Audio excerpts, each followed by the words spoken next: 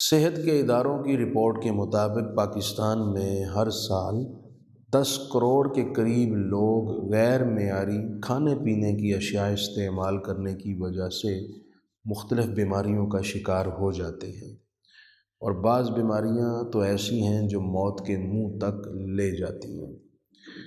غیر معیاری کھانے پینے کی اشیاء سے مراد یہ ہے کہ ملاوٹ شدہ کھانے پینے کی چیزیں۔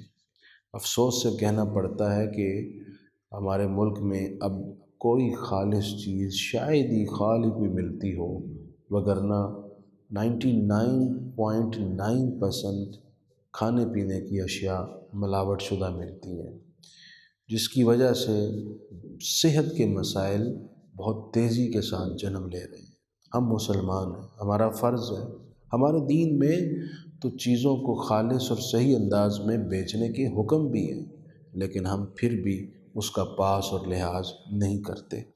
مجھے افسوس سے کہنا پڑتا ہے کہ جو غیر مسلم ہیں وہاں قدرے بہتر چیزیں ملتی ہیں، اور جو اللہ رسول پر ایمان رکھنے والے مسلمز ہیں وہ اس چیز کا پاکستان کی صورتحال کے تناظر میں خیال نہیں رکھتے۔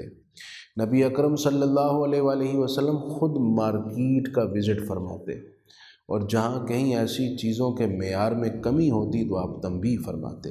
ایک مرتبہ مدینہ طیبہ کی منڈی میں آئے، دیکھا وہاں گندم فروخت ہو رہی ہے، تو آپ نے گندم کے اندر ہاتھ مبارک ڈالا۔ گندم اوپر سے خشک تھی، اندر سے گیلی۔ پوچھا ایسا کیوں؟ عرض کی جی رات کو نمی ہو گئی تھی جس کی وجہ سے گندم گیلی ہو گئی۔ فرمایا پھر آپ نے اسے ظاہر اور نمایاں کیوں نہ کیا، اوپر کیوں نہ رکھا؟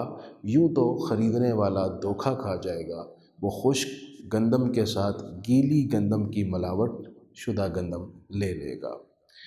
اور اس موقع پر آپ نے جو فرمایا وہ ہم سب کے لیے بڑا ہی جلال آمیز فرمان ہے، اور ہمیں اس کا لحاظ کرنا چاہیے۔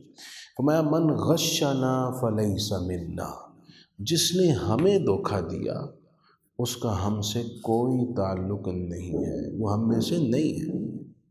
من غشنا، جس نے ہمیں دھوکہ دیا، اس کا مطلب یہ ہے کہ جس نے حضور کی امت کے کسی ایک شخص کو دھوکہ دیا اس نے گویا حضور کو دھوکہ دیا، اور جس نے حضور کو دھوکہ دیا حضور فرماتے ہیں اس کا ہم سے کوئی تعلق نہیں، وہ ہم میں سے نہیں ہے۔ تو کیا آپ چند روپے اور تھوڑی سی دولت کے حصول کے لیے اللہ کے حبیب سے اپنے تعلق کو توڑ دیں گے؟ یقیناً آپ ایسا سوچ کر بھی کام جائیں گے۔ تو پھر کیوں ملاوٹ کی جائے؟ خدا کا واسطہ ہے، آپ چیزوں میں ملاوٹ کرنا چھوڑ دیں، چیزوں کو اس کی اصل حقیقت کے ساتھ بیچیں۔ ملاوٹ شدہ چیزیں بیچ کر نہ دوسروں کو دھوکہ دیں اور نہ ہی اللہ رسول کی بارگاہ کے مجرم بنیں۔